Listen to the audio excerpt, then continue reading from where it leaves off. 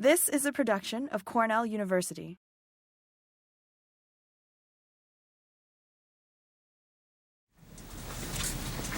For this nice introduction, thank you for providing me the opportunity to present the work I did during my PhD in Montpellier.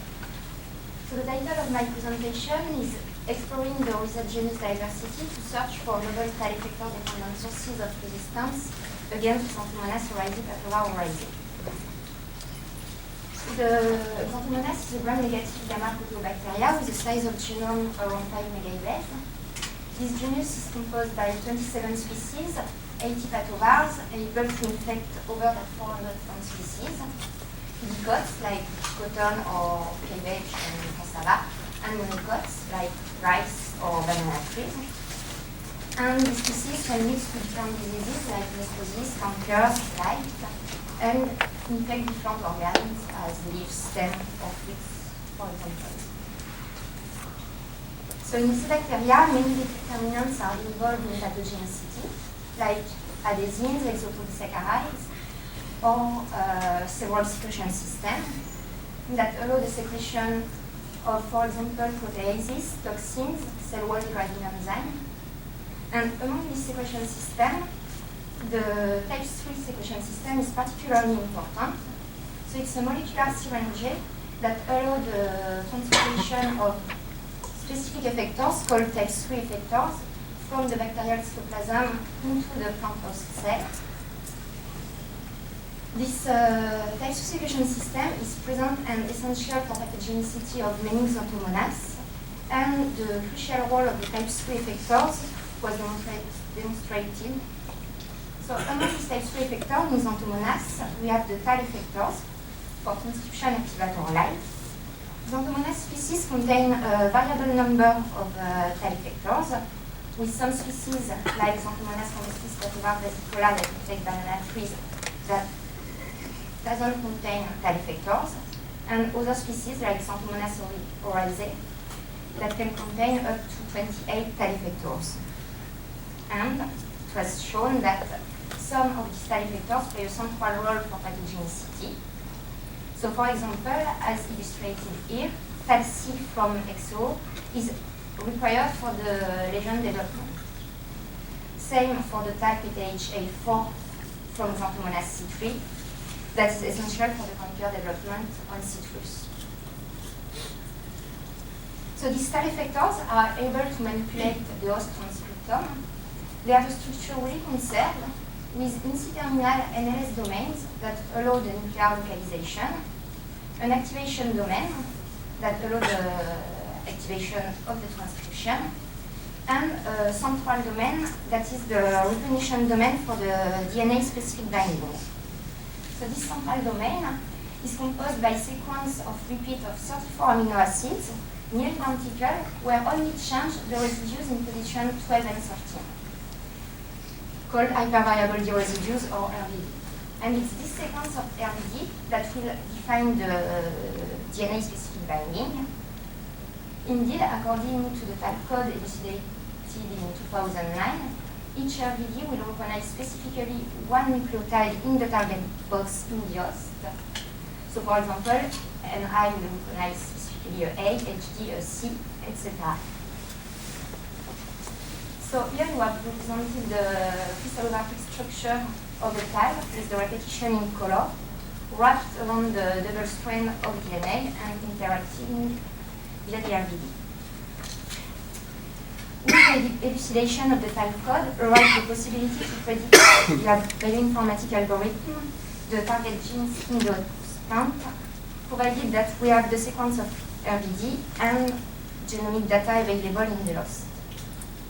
And also the possibility to design artificial tail effector to target our favorite genes in the plant. So we have seen that some of these tails are major vigilance effectors.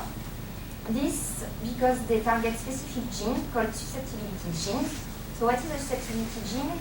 It's a gene for which the induction is essential for the disease development.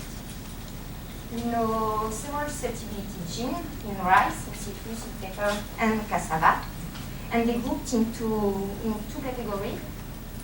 So the first category is the category of transporter with the sweet gene family induced in rice and in cassava by Xanthomonas oryzae, Pathology and Xanthomonas Pathology, and the sulfate transporter sultar-36 induced in rice by Xanthomonas oryzae, Pathology. The second category of susceptibility genes and code for transcription factor, as for example CS-log1 in citrus and UPA20 in pepper. So the fact that Xanthomonas needs to induce susceptibility genes to lead to disease implicate that if we have a polymorphism in the box targeting distal altering the recognition, it will lead to non-inhibition of the susceptibility genes and resistance by loss of susceptibility. So it's the case of the two genes XA13 and XA25 that was cloned in rice as recessive resistance gene, and it was shown that in fact this gene corresponds to the susceptibility genes SWIT11 and SWIT14 that contain polymorphism in their promoter. Otherwise, plants have evolved struct promoter containing boxes targeted by vital effectors upstream of particular gene called executor gene, and the induction of this executor gene will lead to resistance. So to date, we know only 5 executor genes, 2 in pepper and 3 in rice. And these executor genes do not encode for classical resistant gene, but for protein with unknown function and that have few or no similarity between each other. So there's 2 pathogars of Xanthomonas oryzae able to infect rice. Xanthomonas oryzae, Pathology oryzae. That is the causal adjunct of the bacterial leaf blight. So these vascular bacteria enter via dilators and colonize the plant via the xylem vessels. The second pathovar, Xanthomonas oryzae, Pathology oryzae, is the causal adjunct of the bacterial leaf spray and enter into the leaves via the stomach, and this bacteria is limited to the mesophyll intercellular space. So these 2 diseases represent a major threat for rice production, particularly in Asia and Africa, and resistance genes are required. To date, there's no resistance gene available in rice against bacterial leaf streak, and there's 8 resistance genes cloned against bacterial leaf blight. And interestingly, 6 of them are dependent of the tail effectors. So in this context, the aim of my PhD was to identify novel tail effector dependent sources of resistance against Xanthomonas oryzae, Pathology via different strategies based on our knowledge of the tail effectors, and particularly on their capacity to bind a specific target box in the promoter of susceptibility or executor gene, and to their capacity to induce strongly their target. So for this, we developed 3 independent projects. So the first one was to search in the Oryza genus diversity for loss of susceptibility alleles. The second strategy used was to identify high-virulence tail effectors, and by the RNA sequencing approach, new executor gene.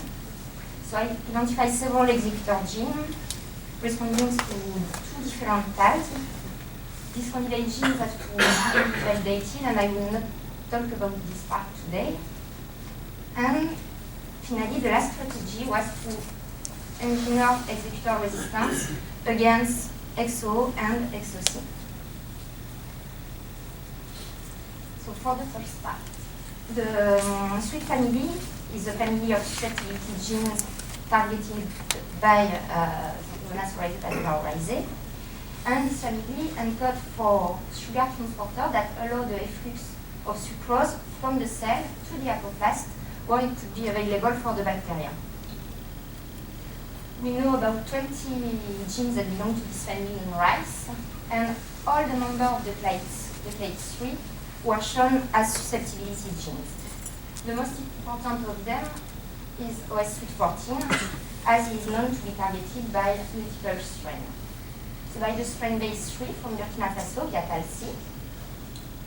So to illustrate the function of TALC as a major virulence effector, here you have the typical water-soaking lesion provoked by XO on rice after infiltration.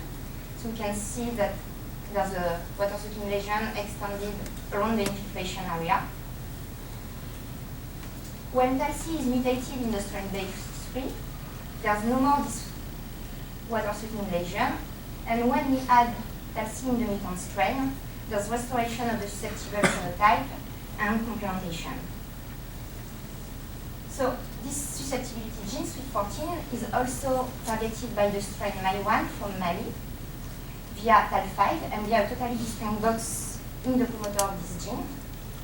And finally, by two strains from Philippines, by two different tags, beta-603 and ABRXA7. So the fact that there's a convergence for the induction of this gene by strains of different geographic origins and lineages reflects its crucial role in the interaction. And hence, I'm interested in the diversity of this promoter in order to identify polymorphism that could affect the recognition of the target box by distal and lead to non-induction of sweet 14 and a resistance by loss of susceptibility. So for this, I sequence a 400 base pair PCR product around the box targeted by this portal in the promoter of sweet 14. And this for 132 wild and cultivated rice excision representative of the Oryza genus. So I selected 30 varieties of the African cultivated rice Oryza glaberrima that is only cultivated in this small part of West Africa. 65 accessions of the wild ancestor of Oryza glaberrima, Oryza barti, that is present only in Africa also. I selected 3 accessions of another African wild species, Oryza longistaminata, and finally 34 varieties of the cultivated Asian species, Oryza sativa, that is cultivated in a large part of the world and known to be much more diverse. So here you have a part of the chromatogram obtained after sequencing. So first, this promoter appears highly conserved despite of the genetic diversity between the different Oryza species. But I distinguish 3 patterns according to the presence of one polymorphism. The first pattern was found in all the Oryza sativa assessed, in all the Oryza longistaminata, and 2/3 of the Oryza barti species. The third pattern was found in all the cultivated African species Oryza glaberrima, and in 1/3 of the ancestor Oryza barti. I will come back on this pattern later. And finally, the pattern 2 was only observed in 3 accessions of Oryza barti, and this pattern presents a deletion of 18 base pair that overlap with the box targeted by ABRXA7 and TAL5, making it a good candidate for resistance. So, to assess if this deletion can confer resistance to strain relying on TAL5 and ABRXA7, I use the strain base 3, mutated in TALC, and transformed with an empty vector, TAL5 and ABRXA7 that target on the deletion, and TALC that target outside of the deletion. So these strains were inoculated on plants that not contain the deletion and on plant containing the deletion. So you can see here that the mutant strain for TALC is no more able to induce disease on both accessions. When we have TALC, there's complementation in both cases, but with TAL5 and ABRXA7 that target on the deletion, we have complementation only when there's not the deletion. I next quantify the bacterial population in the plant 5 days post-infiltration. So the enucleation was realized with the same strain. And you can see here that, again, with STAL5 and ABRIC7, there's complementation of the mutant strain only on the plant without deletion. Finally, we expected that because of the deletion, ABRIC7 and TAL5 would not be able to induce SWIT14. And you can see here that it's effectively the case. In presence of the deletion, TAL5 and ABRIC7 are no more able to induce the susceptibility gene SWIT14. So to conclude on this part, the 18 base pair deletion confers resistance to strains relying on TAL5 and ABRIC7. So we name this dual resistance gene XA41. And I then turn to the spectrum of the resistance mediated by this resistance gene. So here you have a tree that represents the diversity of our XO collections. So this tree is based on Leucilocus, UNTR, and disease. You have here the Asian strains, here the African strain. So, and I selected 36 strains in order to represent as much as possible the diversity of our collection, so the strain in color. These strains were inoculated on the accession without deletion, on the accession with deletion. They are all able to cause disease on the accession without deletion. And so on the accession with deletion, named XA41, you can see that all the strains that have a gray halo, so here, are no more able to induce disease.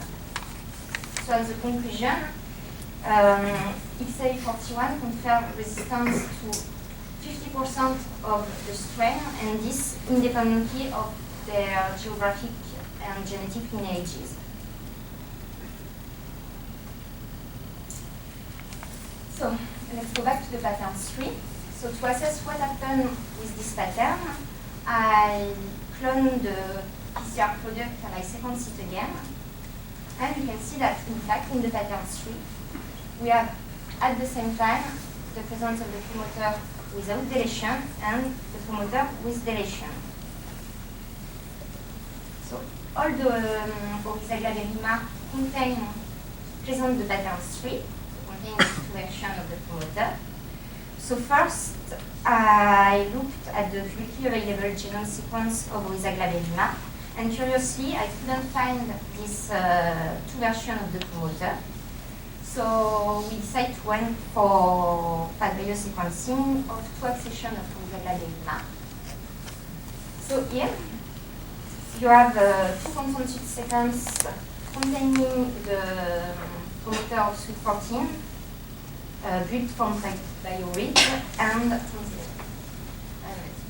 and aligned on the chromosome 11 of Oryza spp.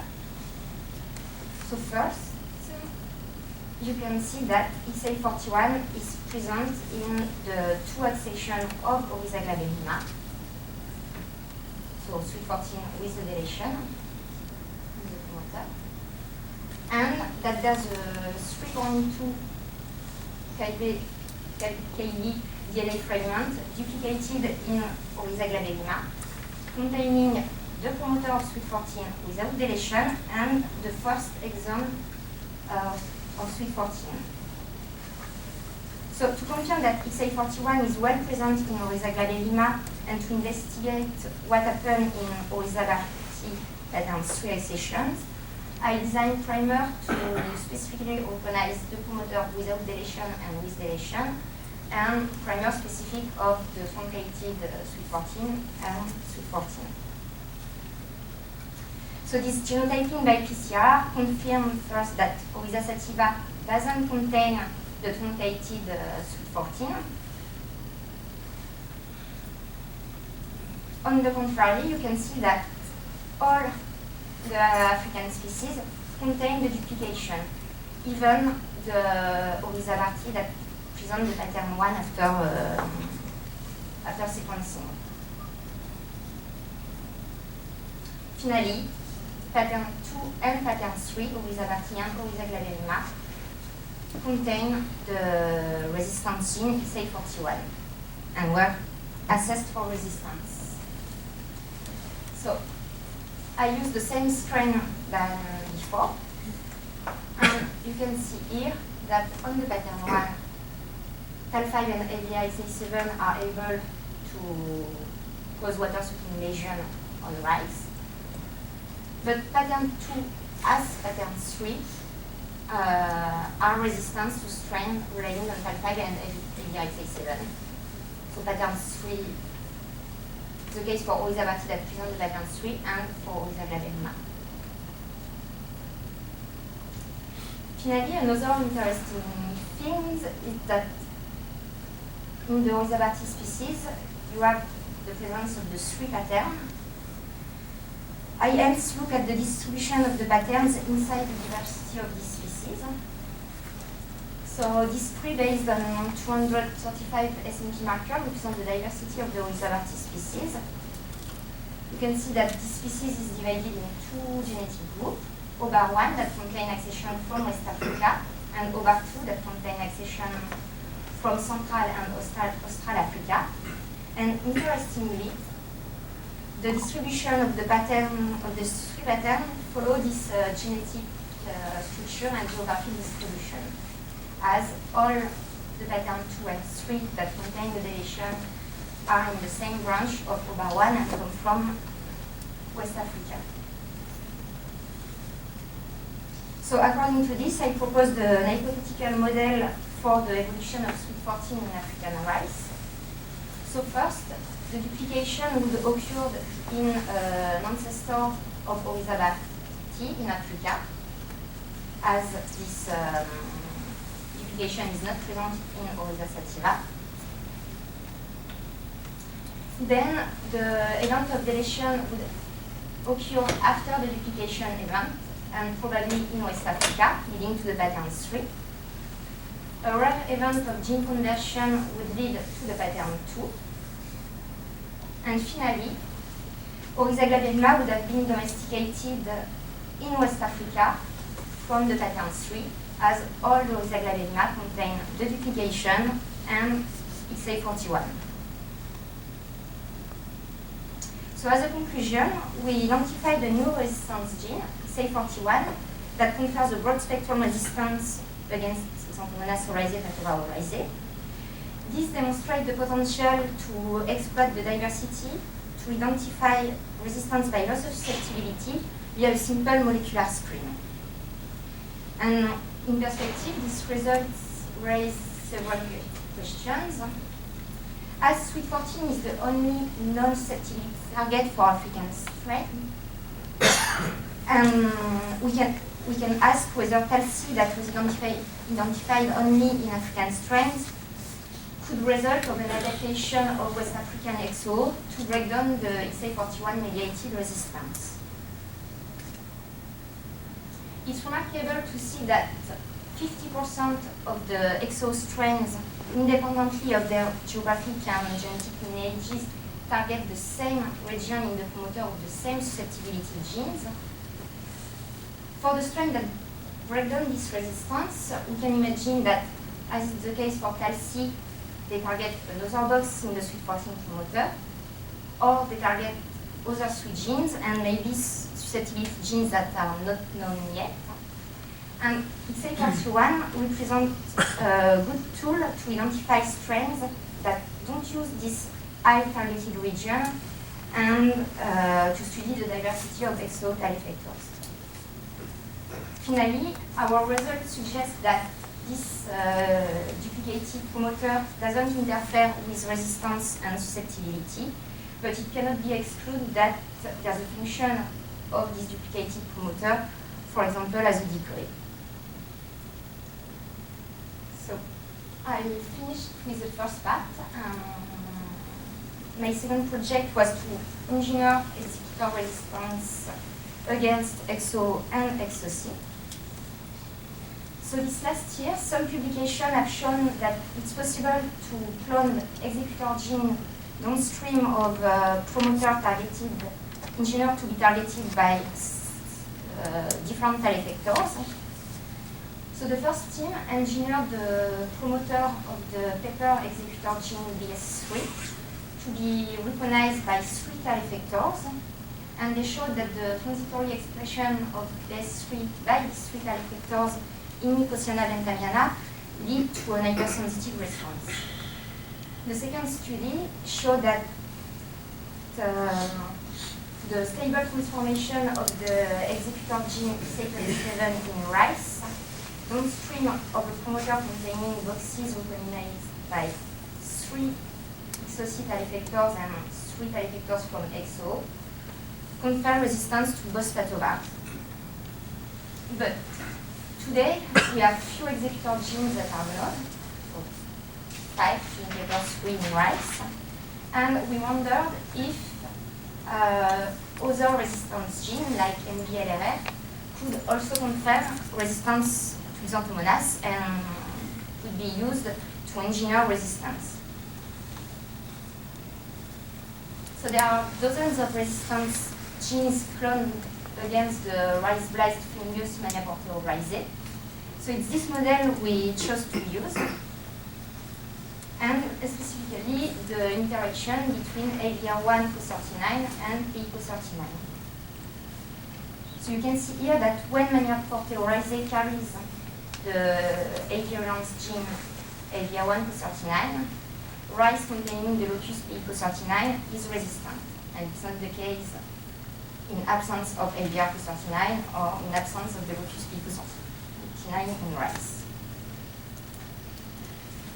The locus PE39 is composed by 2 genes, RGA5 and RGA4, that encode for NBLR proteins.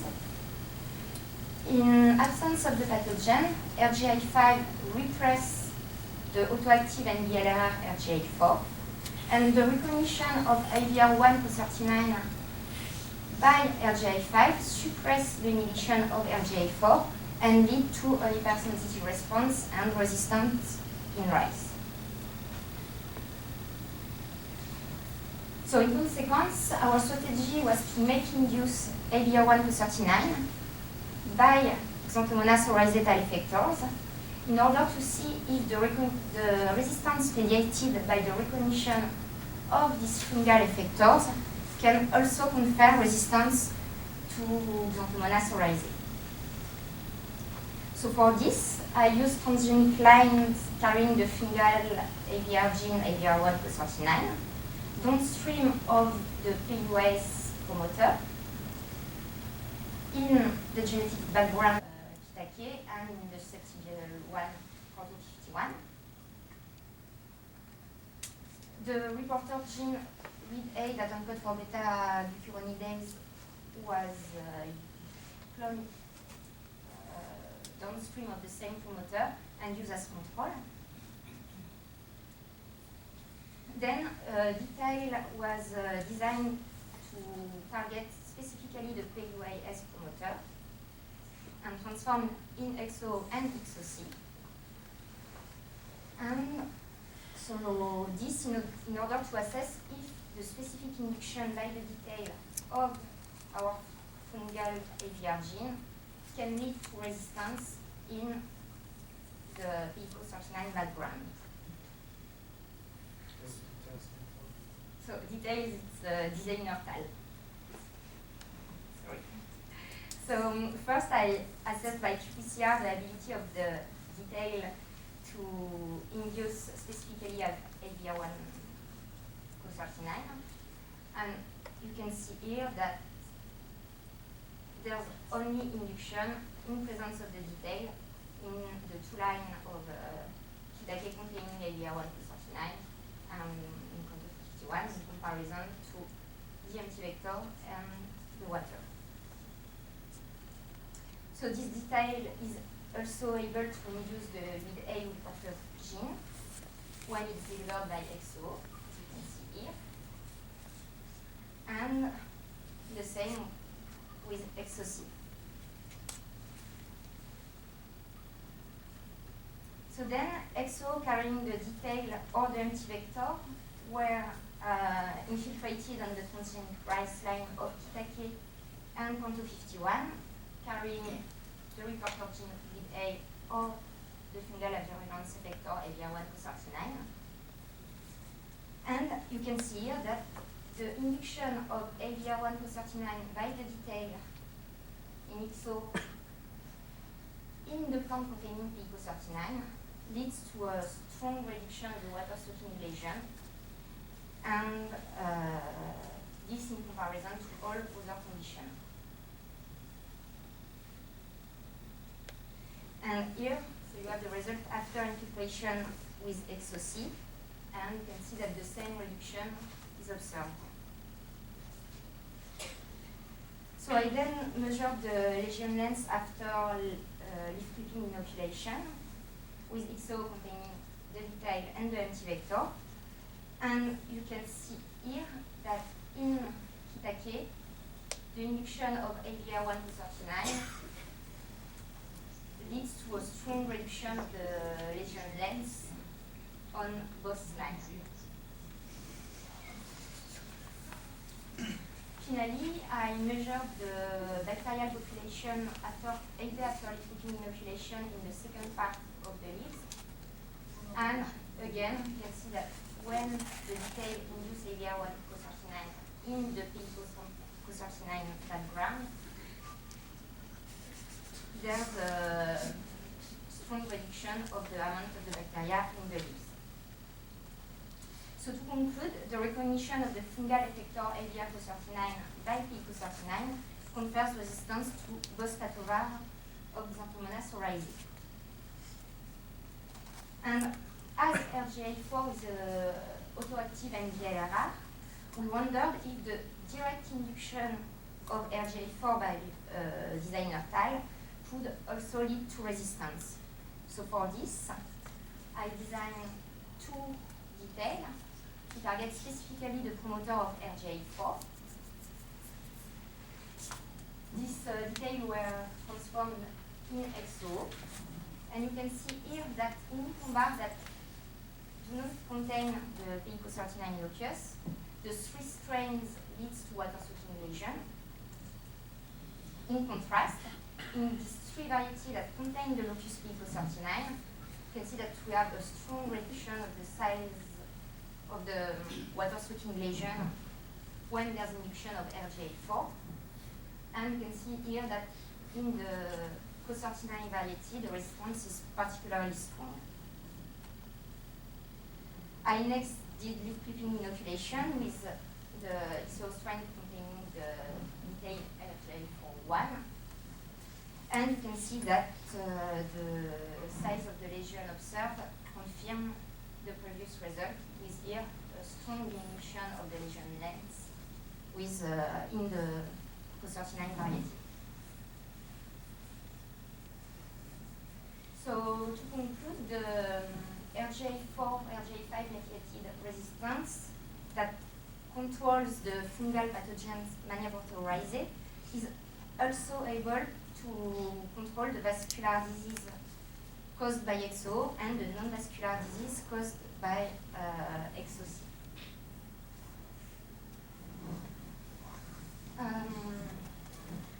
Another conclusion is that autoactive forms of NBLR can be used for synthetic promoter trap resistance strategies, and that this strategy is applicable against many Xanthomonas diseases in different crops, and even for crop with no resistance gene cloned, if we know an virulence effectors triggering a strong resistance, as we have shown that the transformation of an AVR gene downstream of a TAL effector target box can also confer resistance. So all this work was done in IRD in Montpellier, in the UMR Interaction Plant-Microorganism Environment directed by Valérie Verdier. I would like to thank my two PhD supervisors, Maurice Schurek and Ralph Kovnik, all the Xanthomonas team, and especially Alvaro Perez and Antoine Tran.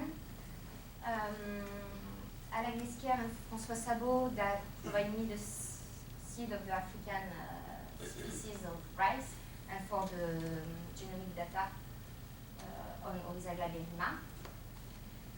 I would like to thank also Thomas Croy and Stella Cesari for the collaboration on the Co39 project.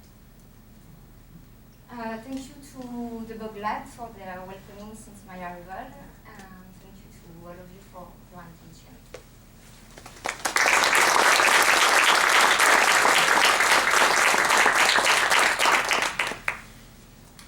Questions for Mathilde? You talked about the sweet genes as being susceptibility factors. Is there anything known? Does the sweet genotype confer any positive thing on the rice plant, grain quality, or anything else? And thereby, if you inhibit that, does that have any negative effect on the rice plant? I'm just curious. Maybe it's not known. So the question for some of these sweet genes that they are expressed in during the flowering and in the so yes, there's one mutant rice for one of these sweet genes that present a low fertility, and so they seem to have a role in rice development. Do the mutations that influence the susceptibility also influence the expression of the gene in terms of the plant development phenotype? In fact, I have no idea because we don't check for this. I think in the normal development of the plant, the gene is not constitutively expressed, and it's just during some part of the development. That could be kind of an important moment. But the glaberrima accessions are all phenotypically normal. The phenotype is normal when there's the deletion, but And XA13 is also normal. Right? yes. So there's no trade-off there necessarily. Yes, but after we can imagine that the deletion in the promoter doesn't affect the normal expression in the development.